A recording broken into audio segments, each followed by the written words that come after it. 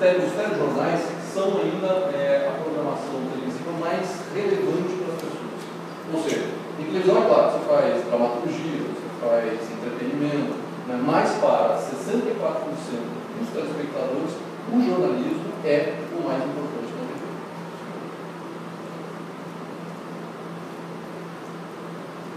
Para que a gente faz jornalismo na TV?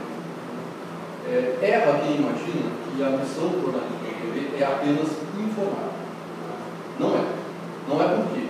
Porque, como a televisão ainda é o veículo que entra de forma mais invasiva, na casa das pessoas, né?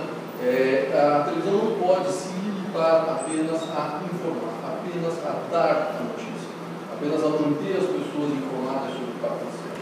A televisão também, o jornalismo da televisão também precisa educar, divertir e emocionar.